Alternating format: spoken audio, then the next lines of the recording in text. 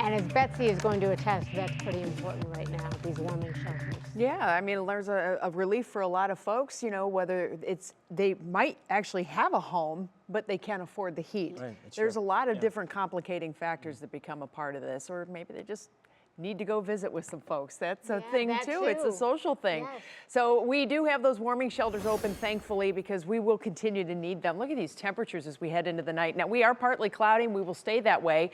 We're going to fade back again into the single digits to start the day tomorrow, and it does look like it is going to be a frigid afternoon once again. And this is kind of the trend that we've been having recently. These are the past 2 weeks worth of high temperatures, and I know that you're saying, wait a minute, how is it possible that, you know, today's 23 is not the coldest we've been? And it's nothing about records. This is about averages. So when we take a look at the highs that we have taking place right now in those low and mid 30s, we are well below average for a lot of places, because you can see all the minuses. So that is the big key, that these really cold temperatures have been settling in, and that punch, it kind of takes everybody off guard. We would expect temperatures to start to warm up this time of the year, but the atmosphere doesn't really care about what we expect. Now, all these cold temperatures have, of course, been impacting the lake ice, and we have a lot of lake ice that's going on. This black line is sitting up here.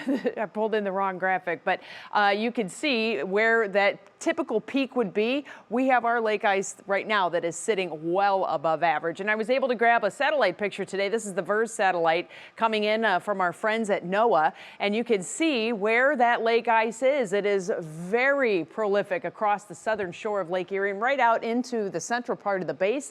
The northern part, you can see there is some indications that we have some open water. There's still ice on it, but it's not that big block ice that we have going on here closer to the shore. There's no snow on top of it either, and so it may be a little bit more of that slurry mix, but you can see that those northwest winds have really been pushing against the ice pack and pushing that ice toward the southern shore. So we have seen a lot of ice buildup here offshore of downtown Cleveland, and the same clouds that we had today that gave us little decorative moments between the blue skies. You can see that those were just fair weather clouds that we had to deal with today. We did not see a whole lot in the way of lake effect, except early this morning. All of that has faded away.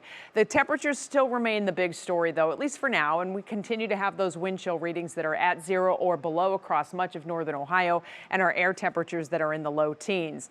This is going to change, and the only time that something like this would change is when we have some kind of a storm system that we are tracking, and indeed we are. We have a big one that's coming together right now in the nation's midsection. This will stay south of us. This is going to aim more into Kentucky and Tennessee, where they had all that devastating flooding, and it's going to aim a little bit farther to the east into places like Virginia Beach and Norfolk.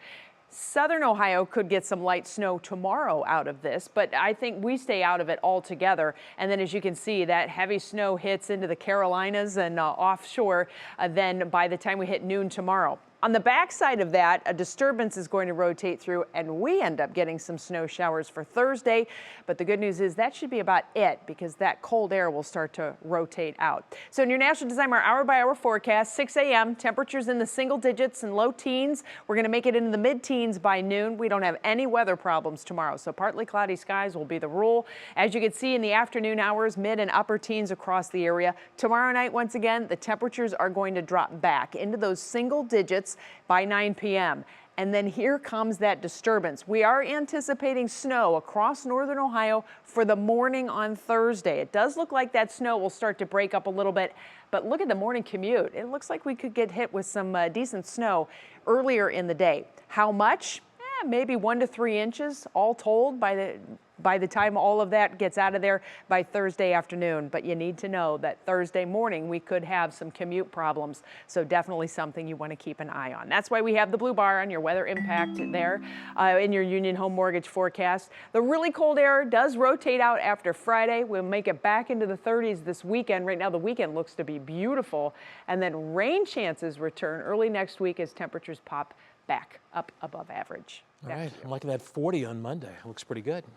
We'll take that. You still there, Betsy? I feel like it's been I a am. while. Yeah. Right, yeah. I'm just there she is. Okay. I've been on TV enough. All right, just checking. Okay. Thanks a lot.